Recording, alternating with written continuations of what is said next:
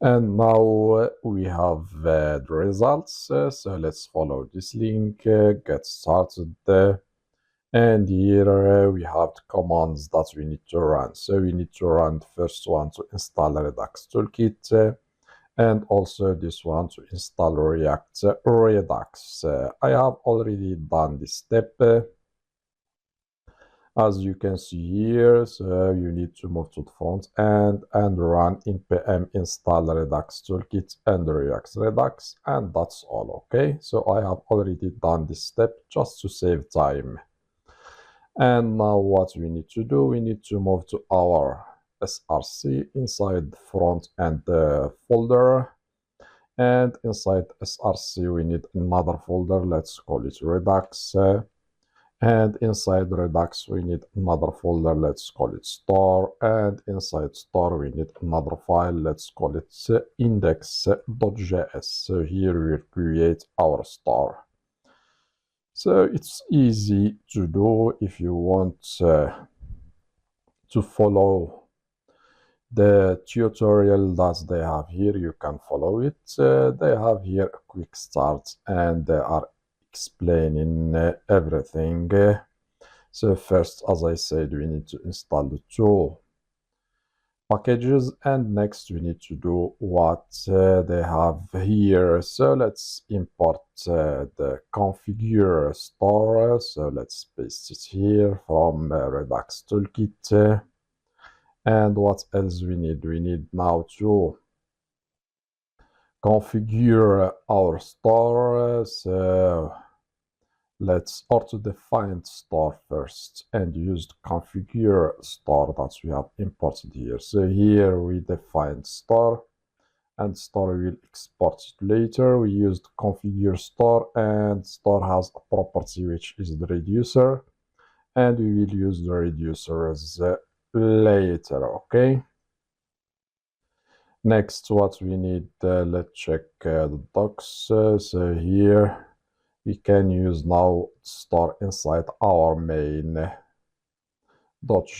and we need also to create a slice. Okay, so let's create also the slice. So we have here inside the Redux we have the store folder. Let's add another one, call it slices, and we need another file. Let's call it user slice.js. And now we have slice. Let's do something. Let's import to create slice from here. And what else we need? We need initial state. The initial state we can copy from here and paste also. And here the initial state we don't need to give it, or we don't need this. What we have, the counter states, we don't need it. So we will add our own states, and our own states will contain the user, which is logged in user. Let's give it null. And we need also the token that we return once the user is logged in. And we need also another property, let's call it is logged in, and for now let's give it false, and we will use it to check if the user is logged in or not. Next we need to define slice like what we have here. So let's copy and paste, and here let's change the name to user slice, and we use create slice. And we need to give it a name, let's give it user, and we give it also the initial state that we have here. And we need the reducers, so let's remove what we have here inside. So in our case, what we need the one action that will update the user and token, and another one that will log out the user. Okay, let's add an action, let's call it credentials or set credentials. So the set credentials will take state and action as params. And what else we need? We need a row. So the row function.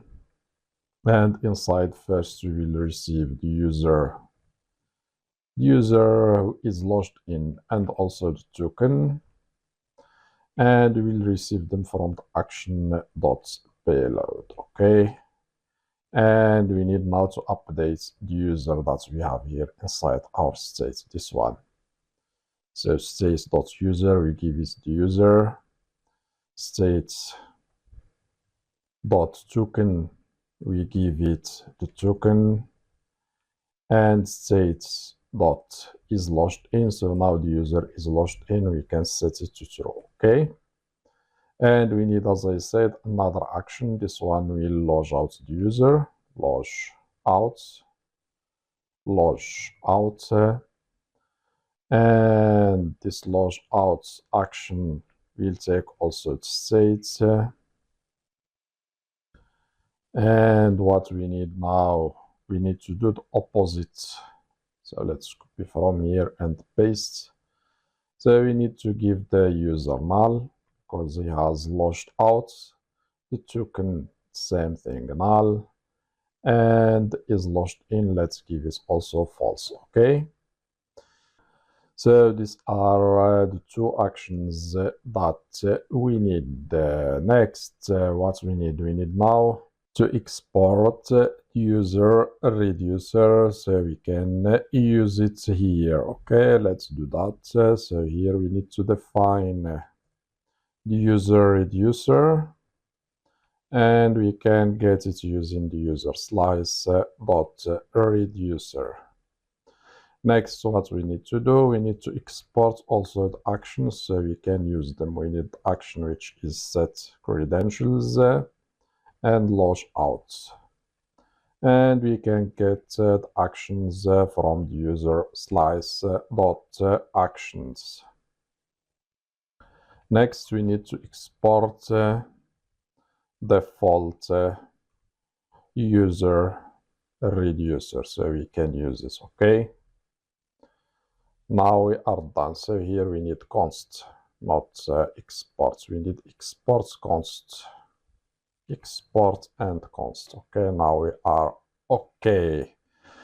Next, what we need to do, we need now to use this user reducer. As I said, let's go back here. So here inside the reducer, let's define another property. Let's call it user and give it the user reducer, and don't forget to import it from here. Now we have that star and the user reducer. What we need to do, we need to export star and use it. So export star.